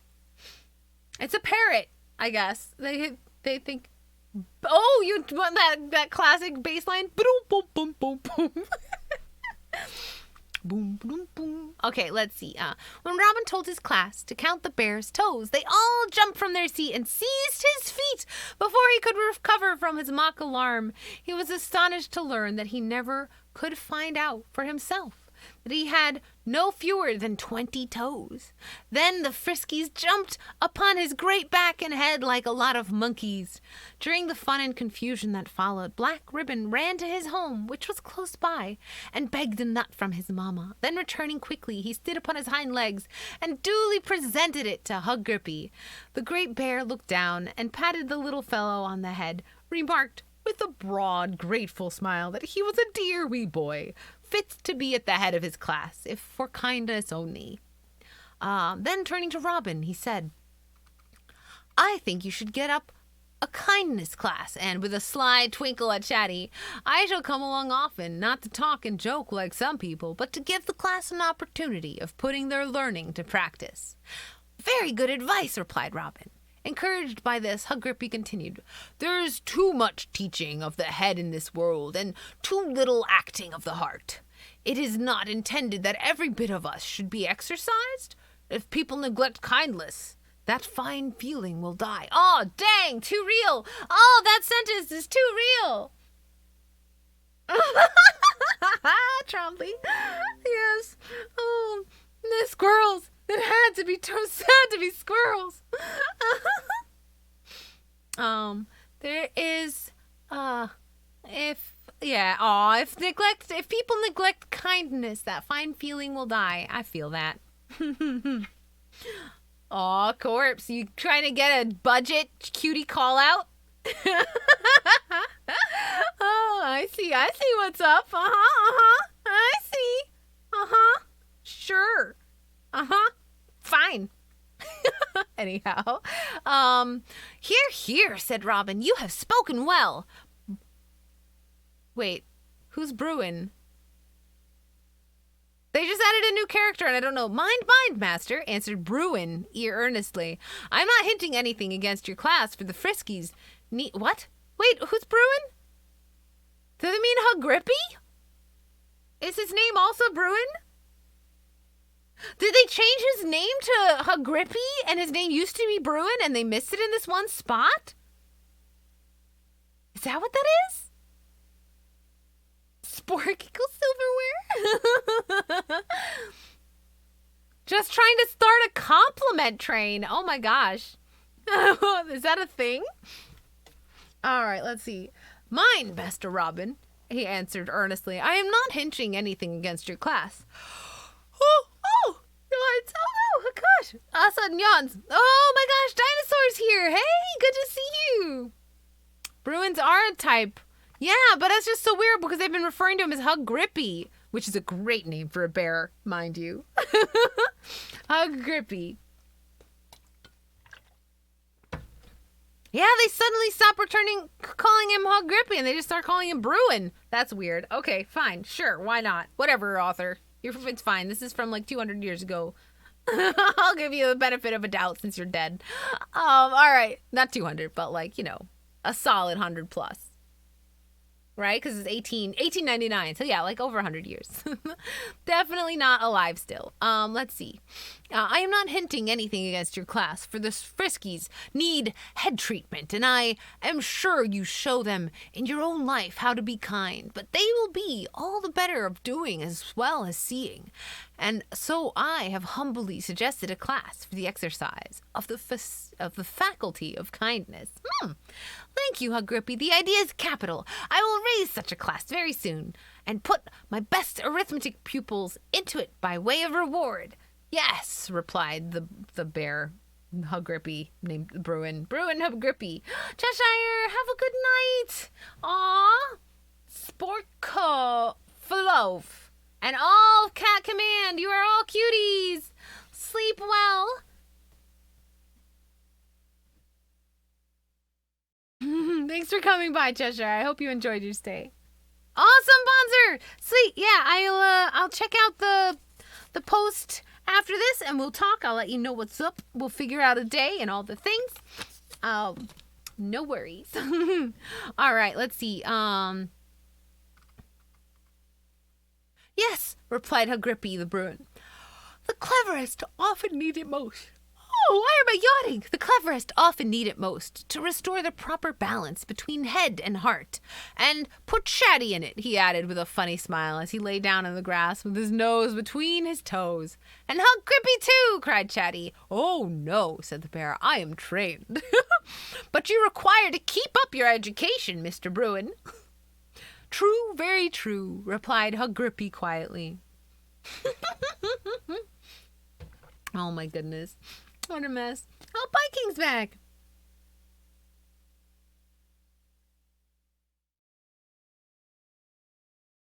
Oh, is that why it's happening, Pink? It's a bear voice. I can blame Hugrippy for the yawns. I didn't know that. Oh, I am also a little tired. I had a bit of coffee to make sure I made it through the stream. Let's see. True, very true, replied Hugrippy quietly. But too much exercise is bad, and I need an occasional rest. Besides, my dear, the class must have someone to work upon, someone to whom to be kind. Putting one of his great paws over his eyes, he looked through his claws at Robin, and with a modest but humorous smile added, And if I might venture to speak of myself, I may mention that I am not unfavorable to honey. Oh, you cunning rascal, cried the parrot. Hush, said the white pony, putting back his ears. Hush, hush. And Robin laughed. Victoria, it's been a long time. Welcome back. Good to see you. Oh, interesting, Pink. Yeah, I love to sing, but I've never really been trained. I had like a 6 months of chorus when I went to school, but I was mostly homeschooled actually, so I didn't really get access to that kind of thing. I mostly just sang along with the radio, so I've had lots of experience, just no training. Hopefully when COVID is done and everything like that, I'd honestly I'm thinking it might be worth it to like take like an hour trip to one of the bigger cities and actually get some voice lessons. Tenant, hello. And hold up, what, Mike? Yeah, I just sang along to the radio. I don't know.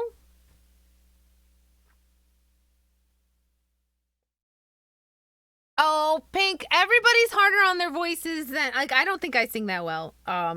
Everybody's harder on their own voice than everybody else. We're all our own worst critics. And I understand, and that's fair. And you know what? Keep working at it, right? And the truth is, some people's vocal cords and the shape of their bodies, like the internal bits, it can be an extra challenge for you, and it can take a lot of extra training and work. But most of the time, you can figure out unique ways to use your voice, and finding your limits is a lot of what being able to sing well is about too. Is knowing to go, oh, I can't sing that high. What the heck, Tenant? What the heck? That's no good. How did you break your toe? Your little tootsie. What'd you do? And Victoria, you got a ukulele. And happy birthday. Aw, that's awesome.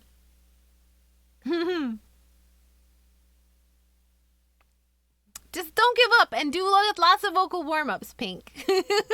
I don't really have any professional advice, but chapter 5, the advice of the subtle snake. So I just want to put this out there. He got visited by the fairy queen, and she touched him on the forehead to let him speak to his squirrels, but now he could talk to all the animals?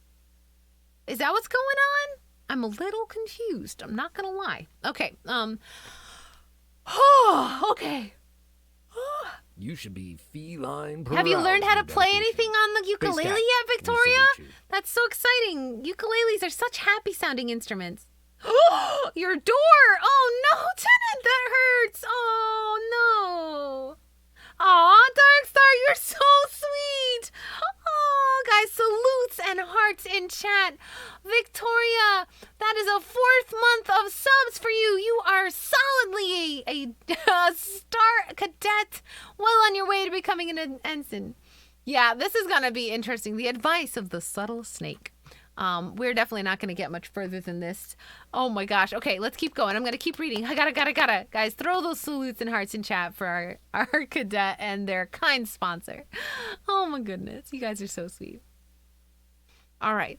2 weeks passed. The class had worked hard, and even Black Ribbon had pulled up wonderfully. But Silver Ribbon had the highest number of marks. The time for prize giving, however, had not come, but the pupils were to get a rest for 2 or 3 days before going through a special examination, which would last half a day. When this was over, the prizes would be given, and then there would be the glorious holidays with excursions far into the forest. Yes, because let's take wild animals and force them to do the horrible things that we have to do too. Oh my gosh. What the hell, Gribnick? Why'd you burn your leg? What are you guys? Be more careful, you guys. I'm gonna yell at you all. Darkstar, oh, hope you enjoy. Oh, Darkstar, you're so sweet. All right, let's see. Meantime, Silver Ribbon. Meanwhile, Silver Ribbon got the preliminary silver medal attached to her neck. The other pupils crowded around her, congratulated her, and kissed her. Ooh, no kissing. We don't know. They're squirrels, but I don't care. They can talk. No kissing. No. They got the smooches? No. Oh my gosh. That's terrible, Pink. Oh no. All right, Prince. I'm watching you, though. Oh my gosh, Gribnik. That's terrifying. Oh, man. All right. Okay, let's keep going. No kissing, though. Black Ribbon took her hand in his and in a simple boyish way promised her a nut. Then they all carried her home, shoulder high, singing and dancing merrily. Her mother, a kind, thin old squirrel with soft, black, melting eyes. What? What are these descriptions? I feel like, anyhow, it's fine. Was quite excited as she received her victorious daughter with a good big hug and many kisses. But her father, who was a stout, gruff-toned squirrel, though not unkind, was suspicious. I can't understand, he said, why a girl that never does anything but play, never studies at home, should be at the very head of the class of clever boys and girls. There is no special gift in our family to explain it. I fear there is something wrong. Uh-oh. Melting eyes. I know, right? What the heck? Oh. I'm Pink. You're going to fit in so well with this community. I love it. Okay. Let's see. And sad to say, her father's honest suspicion was too well founded. The explanation is this. One day, shortly after the class was formed, and when the other squirrels had gone home from play, either to study or help their parents, Silver Ribbon remained stealthily behind to amuse herself as best she could.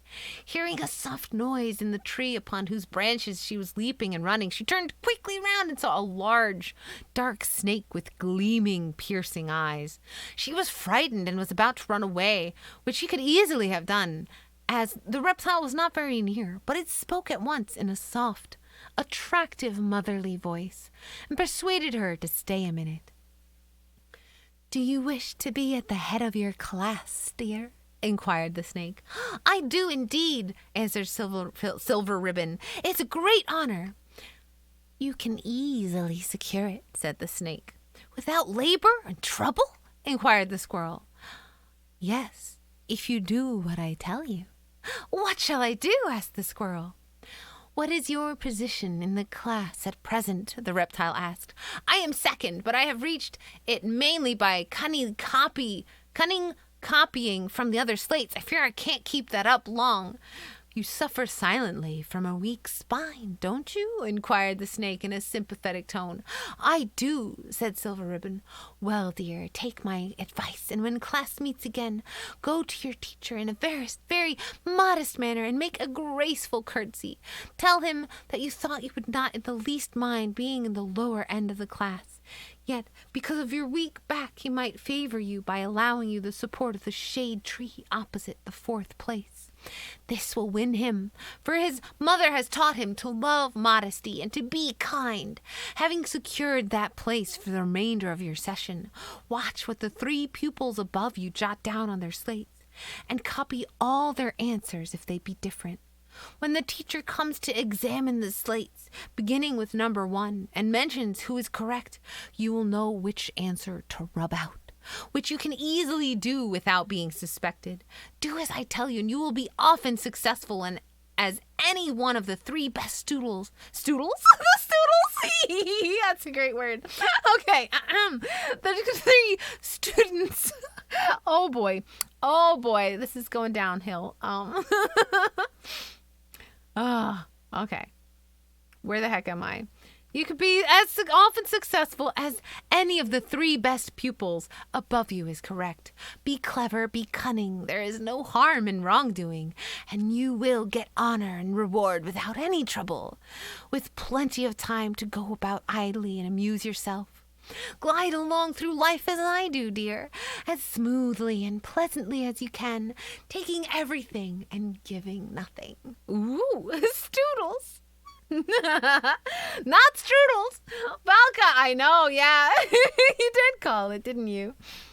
Although Silver Ribbon could not quite shake off her dread of the snake, and therefore kept her former safe distance, yet the advice was ingenious and charming.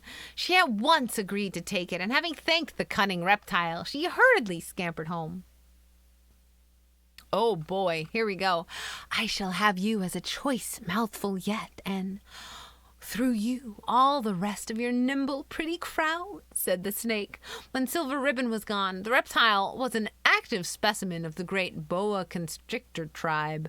30 feet long, it had taken a trip from sunny south to the north, deceiving and doing much mischief on its way. Its advice was the secret of Silver Ribbon's success. Ooh. Here we go. Oh my goodness. We went from like a fairy tale to animal school. Strudel in the noodle.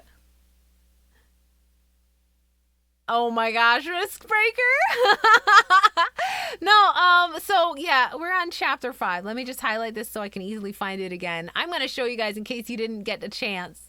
This is the reason we're reading this book, aside from being in the public domain, but just take a good hard look at this cover. I couldn't not. There's an unconscious boy, a snake, and a bear hugging. There's a rifle down there, some sort of bird. I don't even know. It's a kid's story. I mean, there's totally like a dead or unconscious kid there. Had to get into it. Oh, Aquamantis. Oh, thank you so much for the sporkles. Oh my goodness. Aw, they look so tasty over there. Thank you. How was your weekend, Aquamantis? All right. We are on to chapter 4. Or 6. Chapter 6. Backwards, my brain. We've got a squirrel cheating on its exam. Welcome to ye old turn of the 19th century, 18th century, 19th century, 20th century. Everything gets confusing. 1899. Possibly 100 years in prior to that is when this takes place. So, the modest medalist. In the previous chapter, we turned aside and went a long way back nearly as far as the formation of the class to explain how Silver Ribbon had come to be the most successful pupil. So if you're just joining us, these are black squirrels that this young boy Robin can talk to because he fell asleep by a river, and the Indians and Fairy Queen kind of kidnapped him, took him to their magical realm, showed him a bunch of magical animals and things, then gave him some a drugged plant that put him to sleep, and then brought him back home, and now he can talk to animals. Yep. Well, Bonzer, I'm ending the stream in like half an hour, so don't feel any pressure to come back. It was so good to see you, though. You have a good one, whatever it is you're off to do. Most squirrels were illiterate back then. He's teaching them. In the chapter previous, we turned aside and went back in time to explain how Silver Ribbon had come to be the most successful pupil by cheating, at least so far as to win the preliminary silver medal. We come forward now to where we left off at the reference of 2 or 3 days' rest from study. That rest passed away very quickly. Then came the final tug of war, the day of special examination, which was to reveal who was really the best scholar. Regular all got pooped. No. Oh my goodness. Drug, murder, deception, and extortion are all themes you'd think you wouldn't find in a children's story. I know, right?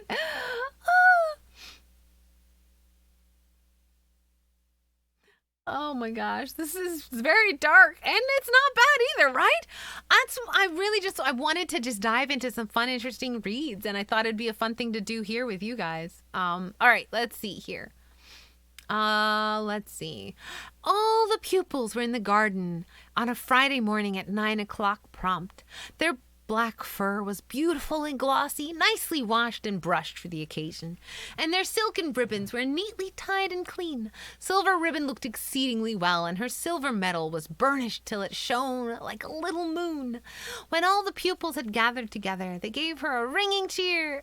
Black Ribbon looked clean and tidy, but he seemed as if he had been studying rather than resting, for his lovely dark eyes were somewhat weary. Silver Ribbon took her place against the apple tree as usual, but judge of her surprise and alarm when, by Hug Grippy's advice, the pupils were separated from each other a considerable distance and seated on chairs brought out for the occasion.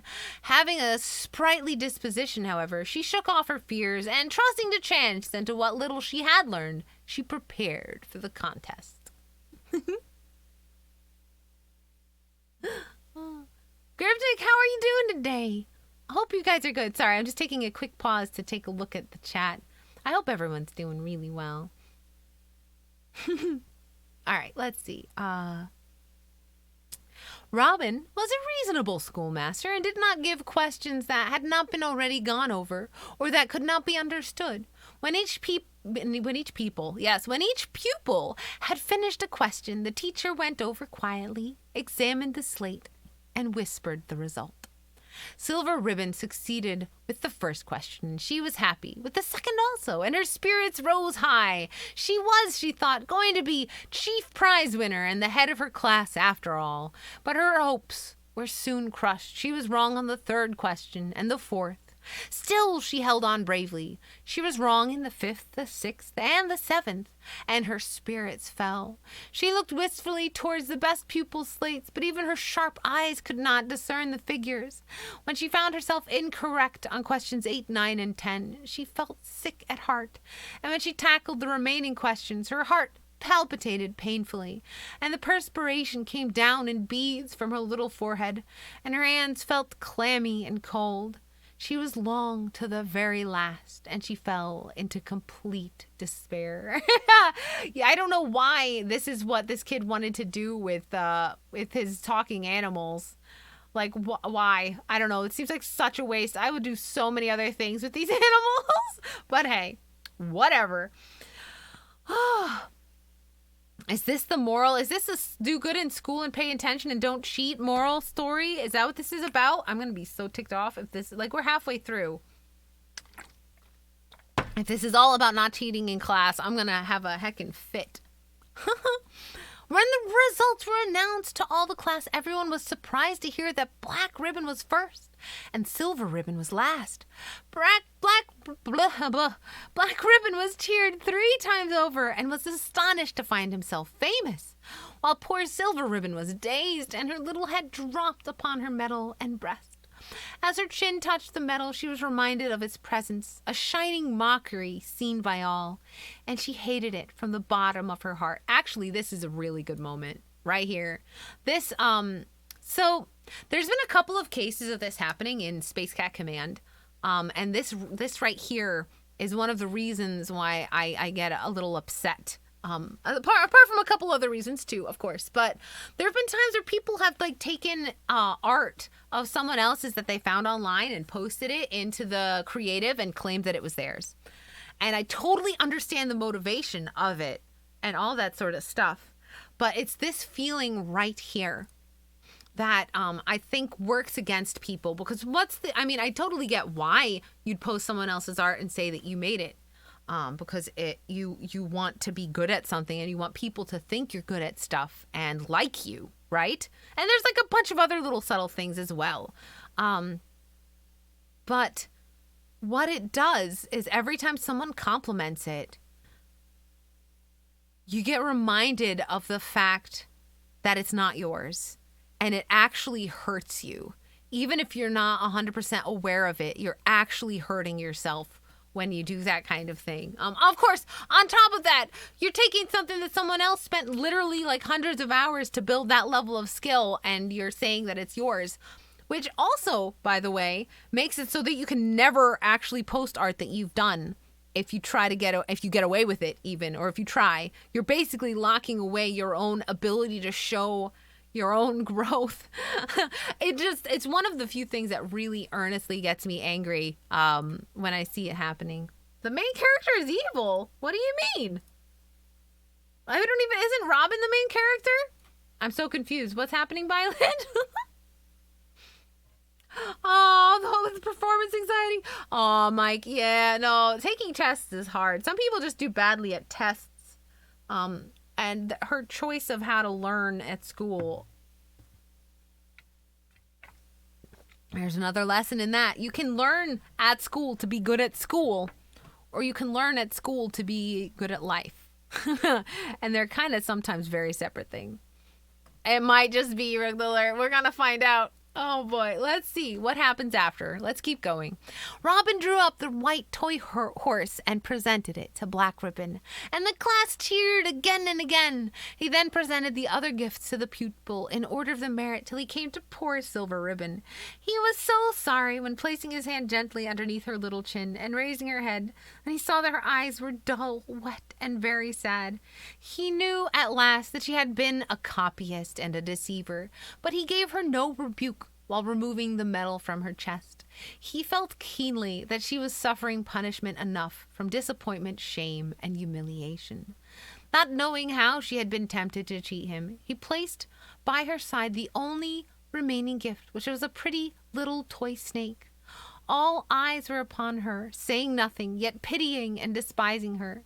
She looked sideways at the toy a moment and shuddered at what would have delighted any of the others, and being unable to bear the shame any longer, she leapt from her chair and ran away. "Didn't I tell you had a little cheat in class?" said Chatty sorrowfully. "She's cheated herself more than anyone else," answered Robin regretfully. "One can't live long on empty nuts," said Grippy gloomily. Aw. Oh, Blood Dragon. I guess, yeah, kinda. That's kinda true. Yeah. No. I see it. You're right. Yeah. He's got a bunch of pet squirrels. They're all captive, and he makes them, not only do they not have true freedom, but they're also all forced. Oh my gosh, they're all forced to go to school. Why would you do that? That sounds horrible. No. Oh, this poor squirrel. All right. And regular nuts, when you get them in the store, have already been shelled. Usually, there's a shell with a nut inside, and those are actually the nuts. So if you break open the shell and there isn't a nut inside, you have an empty nut. And Robin now commended the class for their diligence and progress, and amidst great cheering announced a long vacation. He then tied the silver medal with the golden silk to the neck of Black Ribbon, who tried to repress a happy smile, while all others cheered wildly. Taking the little victor up in his arms, he caressed him and said, "My clever pet, my mother has asked me to say that hard work and honesty have their true and lasting reward. Your name henceforth is Golden Ribbon." Aww.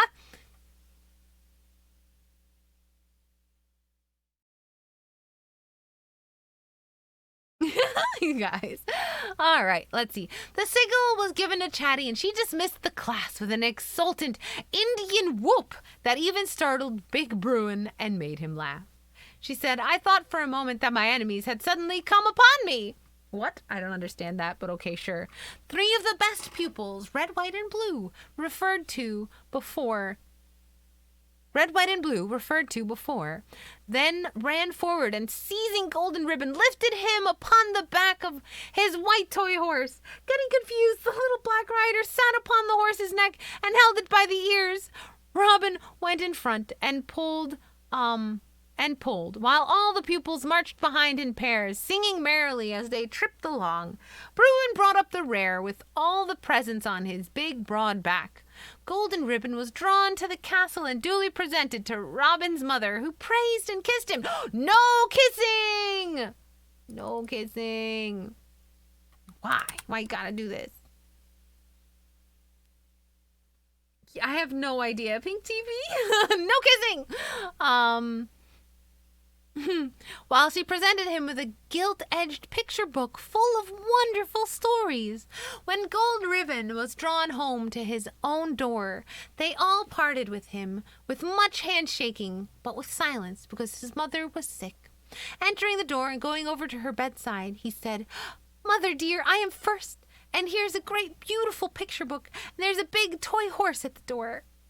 "My darling boy," said his mamma, raising her head and opening her eyes wide when she saw the medal and golden band around his neck, "I can scarcely believe it, but you deserve it, for you have been a hard, honest worker, as well as most loving and attentive to me." And she kissed him tenderly. That one I'll give. Mamas can kiss their babies. That's okay. That's always allowed. I don't care how old your kids are. You should be able to give them little smoochies. Maybe, like not on the lips. That might get weird, but in a lot of different countries, they give little cheek kisses, like mwah, mwah. Or one on the forehead, mwah, like that. Those are totally okay. The night Silver Ribbon sobbed herself to sleep upon her mamma's neck, her mother did not punish her, for she knew that she had pain enough. She tried indeed to comfort her by saying that every one would forgive her if she would begin to do better for the future, for she was very grieved for her deceitful little child. Citizen. Oh, Welcome. Lucas! To Space Cat Oh, hello! Please exit the airlock. I do need to hydrate. Thanks. Wait, why do you picture Kratos from God of War every time you hear the word boy? Mike, what the heck have you been up to? Oh, Lucas, not only did you give a follow, but 5 sweet little heart coins. Aw, thank you for those tasty sporkles. I really appreciate that. All right. The fight in the ravine. Oh, man. All right, this might be the last chapter we get to before I have to go. All right. Here we go. When morning came, Silver Ribbon heard all the others at play with Golden Ribbon's horse, and she ventured out. But on seeing the crowd, she was still so ashamed that she slipped quietly past and went right into the wood. Going down the edge of the deep ravine, she wandered. She knew not and cared not where, till she came to the winding stream at the bottom. Seeing Bruin taking a drink, she passed softly down the back, and coming to a grassy spot, she sat down, feeling very unhappy. She watched for a while the little fishes as they darted to and fro, envying their happiness. Oh, I got more! Oh, Lucas, you spoiling me. Oh, thank you so much. Oh, there's another picture coming up. Ooh, more pictures. Oh, hey, voyeurs! Good to see you, too.